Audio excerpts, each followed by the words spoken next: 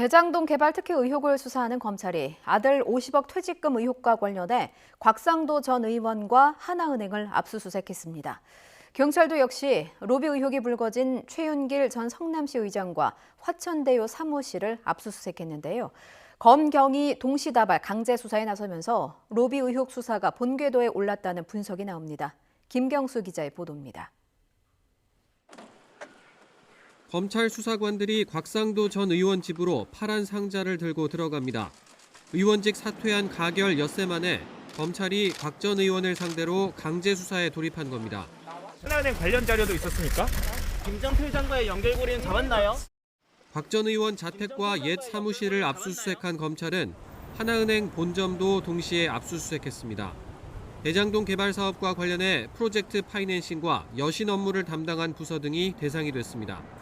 검찰은 화천대유가 하나은행과 컨소시엄을 구성하는 과정에서 무산 위기에 처하자 곽 전 의원이 김만배 씨의 부탁을 받고 하나금융지주 김정태 회장에게 영향력을 행사한 것으로 의심하고 있습니다. 곽 전 의원 아들이 화천대유에 취직하고 퇴직금 등의 명목으로 50억 원을 받은 게 바로 그 대가라는 겁니다. 앞서 곽 전 의원은 자신은 대장동 사업이나 화천대유와 관련된 일에 관여하지 않았다며 반드시 결백을 증명하겠다는 입장을 냈습니다.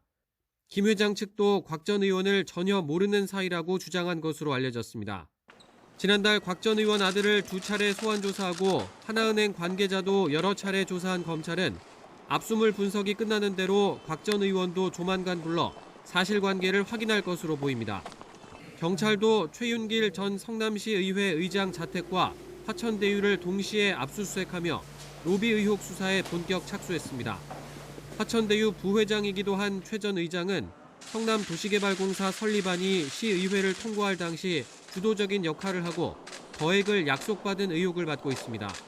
정영학 회계사 녹취록에 등장했던 성남시 의회 30억 로비 대상이 최 전 의장이 아니냐는 건데 최 전 의장도 소환 조사가 불가피한 상황입니다. 검찰과 경찰이 주요 인물들을 나누어 동시에 로비 의혹 수사에 팔을 걷어붙인 모양새지만 구속된 김만배, 남욱 2명을 기소하기 전에 결론을 내긴 쉽지 않은 상황입니다. 코로나19 확진 판정을 받았던 7명 가운데 부장검사를 포함해 5명이 복귀하긴 했지만 오는 22일인 김 씨와 남 변호사의 구속기한까진 물리적 시간이 부족한 겁니다. 검찰은 일단 구속영장에 적시됐던 배임 혐의와 일부 뇌물 혐의부터 기소한 뒤 추가 수사를 이어가는 방안을 검토하는 것으로 알려졌습니다. 또 경찰이 포렌식 분석을 마무리한 유동규 전 성남도시개발공사 기획본부장의 휴대전화 기록도 조만간 넘겨받기로 했습니다. YTN 김경수입니다.